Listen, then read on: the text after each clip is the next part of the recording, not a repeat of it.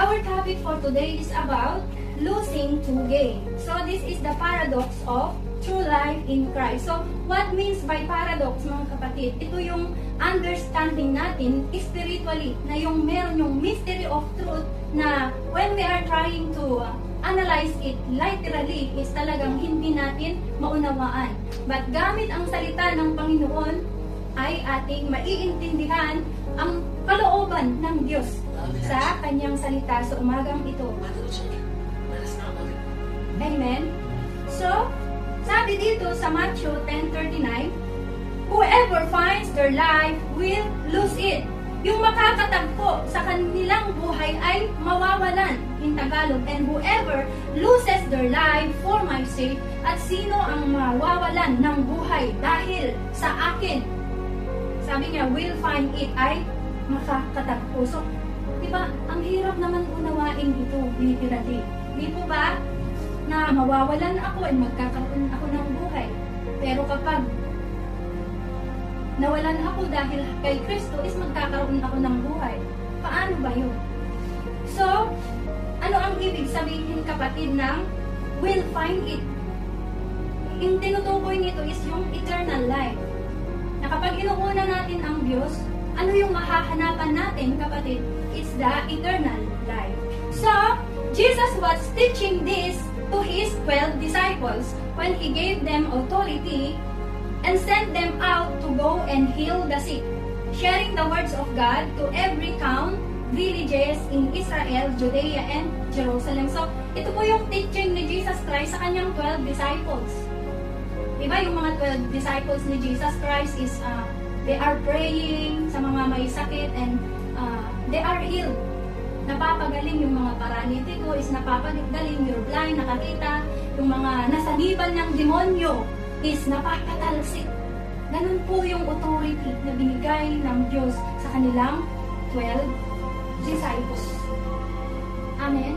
So, ano ang question, mga kapatid? Balikan natin, whoever finds his life. Anong ibig sabihin ng Diyos dito, mga kapatid, or si Jesus Christ?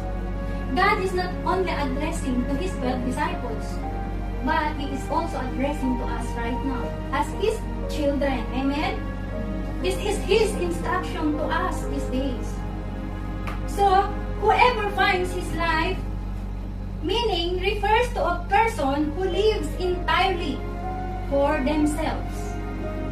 Anong ibig sabihin na tayo ay nabubuhay ayon lamang sa ating sarili, mga kapatid? Nakatingin sa sariling pagsubok ng buhay instead of trusting God above our circumstances. Like for example, si Ate Feli. Nakatingin ba siya sa kasapasan niya? No, nakatingin siya sa pananampalataya niya sa Panginoon. Nasway ba siya? Kung nasway siya, o di hindi na siya nagsimba sa ngayon. Amen. But praise God. Because despite of his sickness, pinaglaban niya yung pananampalataya niya, ay nandito siya. Amen.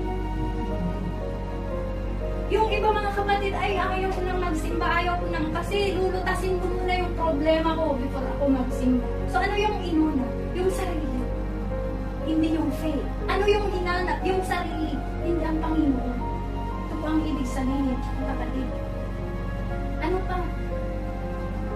Focus on material things. Money, fame. Wala tayong satisfaction sa buhay.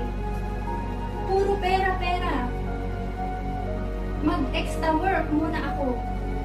Hindi muna ako magsimba kasi mag-extra work muna ako. Sayang naman yung yacht pa or 100 or 200 na mahanapan ko.